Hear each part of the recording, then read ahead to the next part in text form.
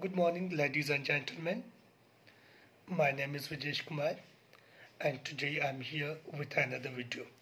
The video which I have selected for my today's vlog is famous Pakistani poet Faiz Ahmed Faiz.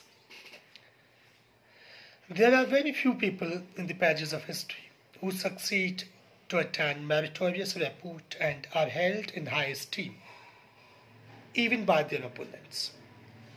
These are the people for whom the cosmos waits for the ages, and they are born after the centuries and leave behind them the footprints for the next generation to march on. These peoples are the real champions of the society and the trendsetters for the next generations. The contribution of these people becomes the common heritage of humanity, and it cannot be confined to one particular language, country, and clime. They are all worlds and all languages heroes. There are certain heroes who are lucky enough to make the most of their mortal stay in this mortal world and turn themselves from mortal to immortal by the dint of their commitment and sheer hard work. Irony is that many of these heroes are forgotten despite their massive contribution in the field of their specialization after their death, whereas on the contrary, there are those heroes who are not heard to and attended to in their lives, and their contributions are deemed as of no worth and value in their lives and are forced to live the life of affliction, and after their death, the work emerges as an exemplary one and are posthumously conferred upon the highest rewards and awards. In the cosmopolitan family of literacy and learning, there are very few figures who succeed in getting the attention of the masses and are highly adored by the people they devoted their energies for, and their contribution being acknowledged and applauded even in their lives too.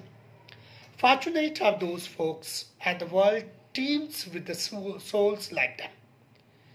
The history of Urdu language has seen the sublime seer, who is the genuine quintessence of the aforementioned words. He, with the help of words, wit, and content, left immortal marks in the history of Urdu literature in particular, and the world literature in general. In the history of Urdu literature, the architect of the lyrics like मुझसे पहली सी मोहब्बत मेरे महबूब नमा. Don't expect the same love from me, my beloved. And राज करेगी खल्क खुदा जो तू भी है और मैं भी हूँ. Certainly, the democracy will rule. Faiz Ahmed Faiz, reverently called as Faiz Saab among the literary circles, occupies the special place. He is an epic in his personality. Apart from being a poet, he has many introductions: a peace preacher, an educationist, a political worker, and a progressive writer. He is deemed as the last of the five greats of the Urdu ghazals, and the other four are Mir Anis, Mir Taqi Mir, Mirza Ghalib, and Allama Iqbal.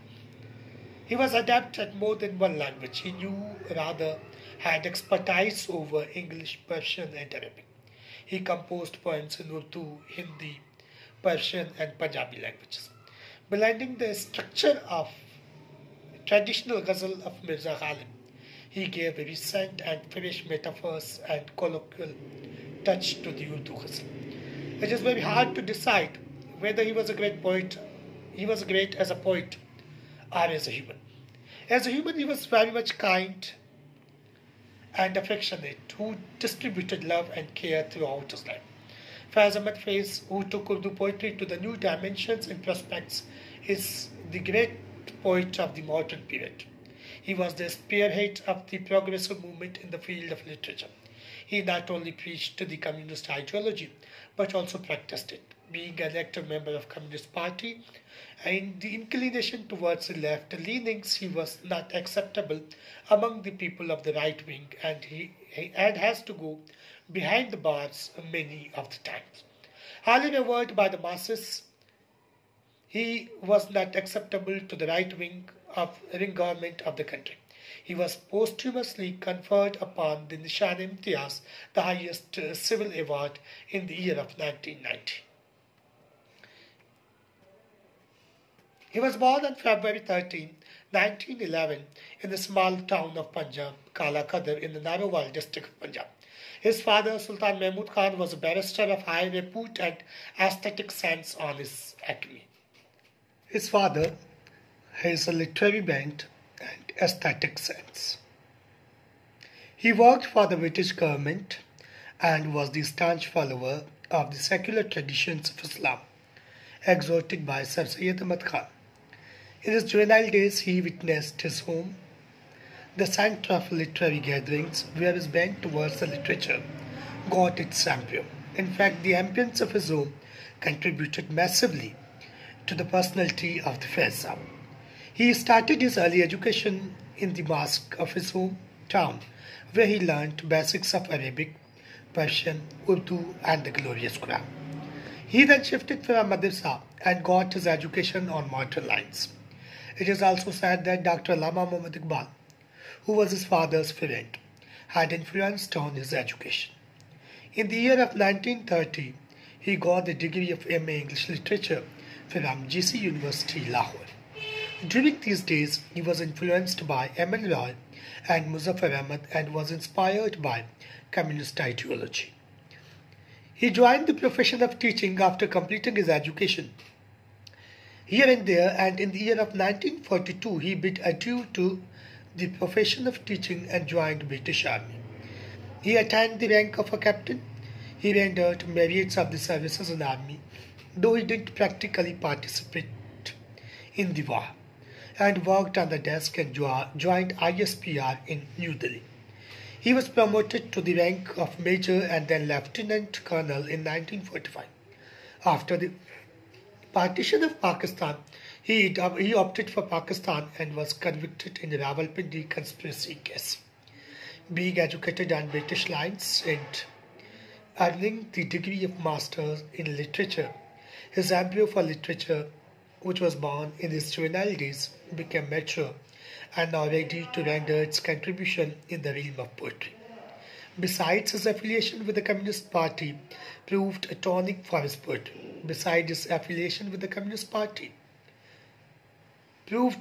Tonic for his poetic ideas. His contribution to the Urdu literature was Naqsh Faryadi. He authored ad books and several other articles in the newspapers, especially the editorials.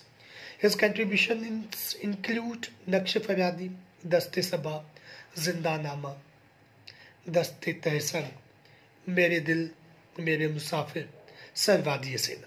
All of them are combined in one book that is named as Naqsh Hai-Wafa. Being a Marxist, he advocates Marxist philosophy. He always remained on the front list of the rightist of the country for his ardent propagation of Marxism.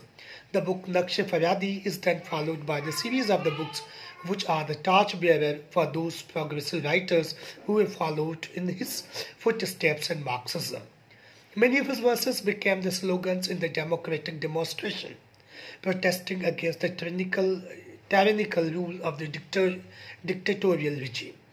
As a poet, Faiz was the greatest protagonist of art for life's sake. He is the blend of both modernism and classicism. In Faiz, one meets both the beloved and the society. When he speaks of beloved, he equally speaks of society.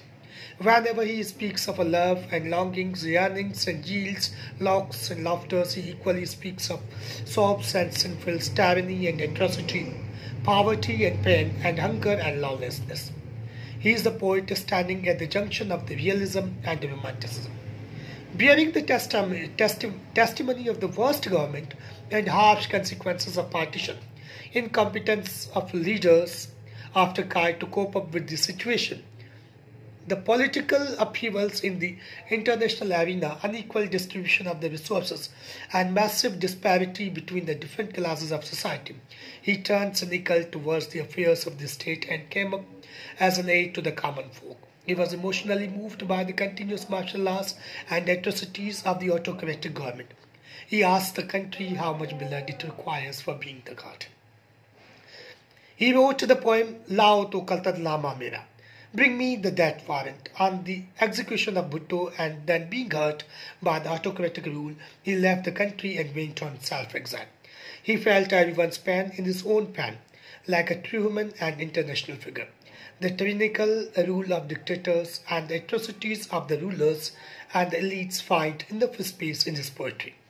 During the decade of 60s, Faiz rose to the political arena and as an undaunted and Himalayan symbol of defiant voice against oppression, imperialism, autocracy, and exploitation.